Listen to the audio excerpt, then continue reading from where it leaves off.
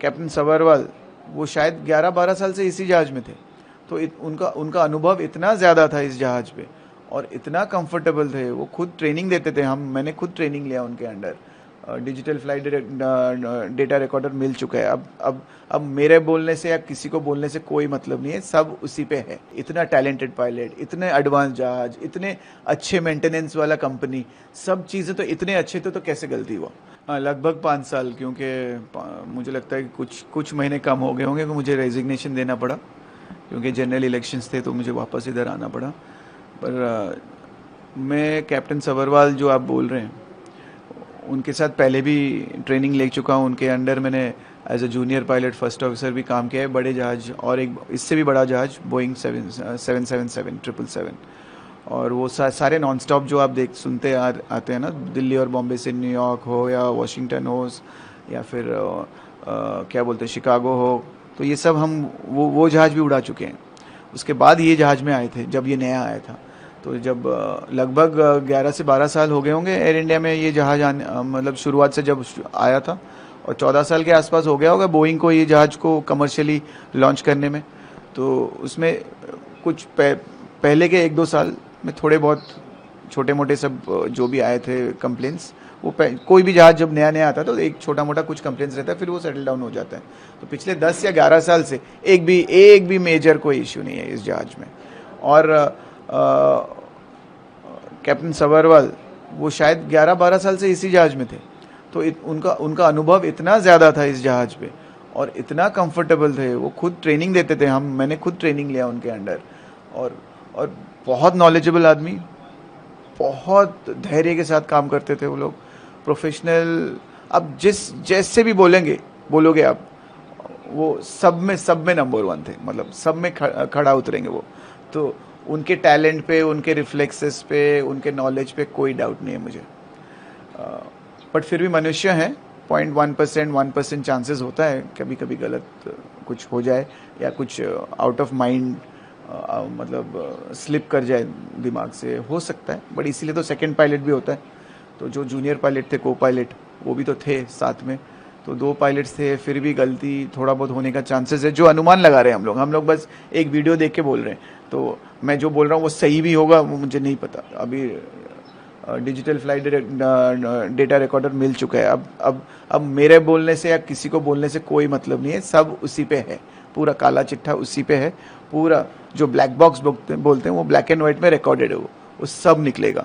और जैसे कि आप जो खबर मिल रहा है, जो हाई लेवल कमिटी जो इन लोगों ने, सेंट्रल गवर्नमेंट ने तैयारी किया है, तो हमारे डीजीसी वाले तो होंगे ही, और एयर इंडिया के स्टाफ जो भी एक्सपर्ट्स होंगे ही, उसमें यूके के एक्सपर्ट्स भी होंगे, इंटरनेशनल सिविल एविएशन ऑर्गेनाइजेशन के एक्सपर्ट्स भी होंगे, फिर बोइंग के एक्सपर्ट्स भी होंगे। अगर नहीं है तो होना चाहिए, क्योंकि जितना जल्दी इस तरह के हाई लेवल कमिटी जिसमें सारे देशों का पार्टिसिपेशन हो, खाली अफेक्टेड देश नहीं, जो एक्सपर्ट्स है उनको भी बुला के लाओ इस कमिटी में, और इतना ट्रांसपेरेंट रखो कि पूरा कॉन्फिडेंस बढ़े। जितना जल्दी कॉन्फिडेंस वापस आए इंडियन एविएशन पे, उतना अच्छा है दुनिया के लिए। अभी क्वेश्चन मार्क उठ चुका है हमारे सबके दिमाग में होगा कि इनका स्टैंडर्ड्स अच्छे हैं कि नहीं, इनके पायलट सही हैं कि नहीं, ट्रेनिंग उनका सही है कि नहीं। तो इस सब चीज़ के लिए हमें वो ट्रांसपेरेंट कमिटी चाहिए ही चाहिए, जो मुझे लगता है कि सेंट्रल गवर्नमेंट को करना चाहिए। अगर नहीं किया है तो करें, मुझे लगता है ये करेंगे। और सबसे महत्वपूर्ण बात, जितना ट्रांसपेरेंट और जितना प्रोफेशनल कमिटी बनेगा, उतना जल्दी मनोबल बढ़ेगा पायलट लोगों का। अभी भी 500 से 1000 या 1500 एयरक्राफ्ट अभी भी उड़ रहे होंगे, तो कुछ नहीं तो 3000 पायलट्स अभी भी उड़ा रहे होंगे। 10 या 15,000 पायलट्स जो हैं अभी सब ये कमिटी के रिपोर्ट पे डिपेंडेंट है, सब उसी पे नजर है लोगों का, क्योंकि उनका सबका मनोबल डाउन है, कॉन्फिडेंस डाउन है, थोड़ा क्वेश्चन मार्क है। इतना टैलेंटेड पायलट, इतने एडवांस जहाज, इतने अच्छे मेंटेनेंस वाला कंपनी, सब चीज़ें तो इतने अच्छे थे, तो कैसे गलती हुआ। और ऐसे भी नहीं कि कोई इमरजेंसी दिख नहीं रहा, अभी तक वीडियो में दिख नहीं रहा। वीडियो में बस हाँ लैंडिंग गियर डाउन है जो नहीं होना चाहिए था, फ्लैप्स डाउन होना चाहिए था, वो आप है। तो ये इस सिचुएशन में आए कैसे, ये स्थिति में पहुंचे कैसे, वो जो फेज ऑफ फ्लाइट है उसमें वो मैच नहीं कर रहा। फिर वो टेक ऑफ ढंग से हो रहा है, फिर एयरबॉर्न भी ढंग से हो रहा है, फिर बस 400 फीट में क्या हो गया, नहीं होना चाहिए था। दोनों इंजन कभी फेल, मतलब पहले के ज़माने में सुनने को मिलते थे।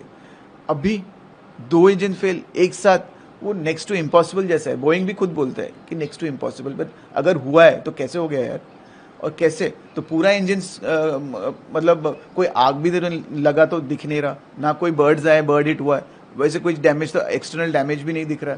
तो क्या हो गया यार, मतलब तीन कुछ 20 या 22 सेकेंड में क्या हो गया कि आगे का 22 सेकेंड डिजास्टर में कन्वर्ट हो गया। तो क्वेश्चन मार्क हर जगह है, हर किसी के पास अनुभव था उस फ्लाइट के लिए। एयर इंडिया पहली बार भी नहीं ऑपरेट कर रहे हैं अहमदाबाद लंदन। हमें पता था मौसम कैसा है, गर्मी है, क्या है, लोड क्या है।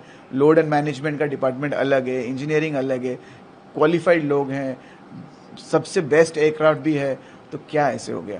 तो सबके दिमाग में क्वेश्चन मार्क है। नेशनल इन्वेस्टिगेशन एजेंसी, अमेरिका का, यूके का, सब एजेंसियां भी इसके ऊपर जांच कर रहे हैं, तो कोई डाउट है इसमें?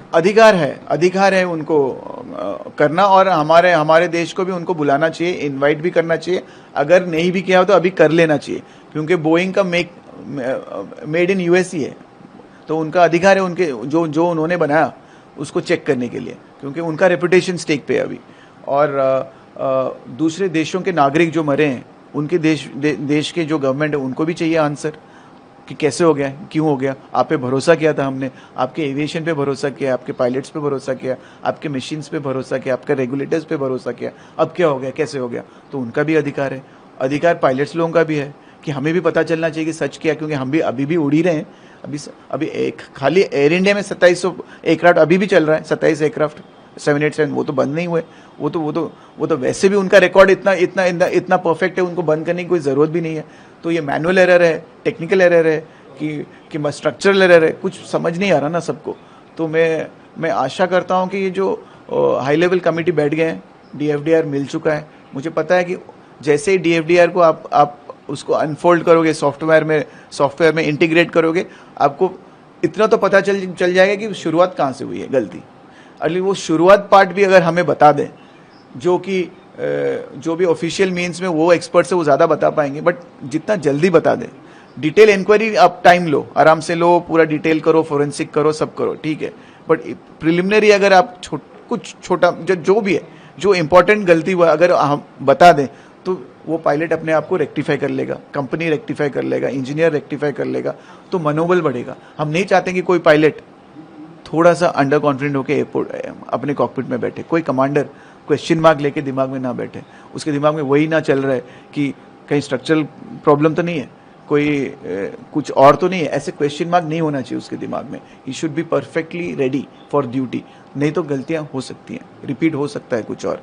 तो पायलट हूँ मैं खुद उस सिचुएशन देखे गया हूँ। जब भी कोई एक्सीडेंट होता है तो हमारे दिमाग में बहुत चीज़ें चलना शुरू हो जाता है। तो उस चक्कर में कोई मेजर प्रोसीजर ना भूल जाए, ना मेजर कुछ एब्सेंट माइंड में कुछ और ना छूट जाए। तो ये सब चीज़ों को नज़र में रख के मैं आशा करता हूँ कि बहुत जल्दी कमेटी कुछ ना कुछ इम्पोर्टेंट करेक्टिव एक्शन के बारे में थोड़ा बहुत कुछ बता दें, तो हम जान पाएंगे कि क्या हुआ है। वो जो मतलब कंफ्यूज्ड स्टेट से हमें निकालना चाहिए।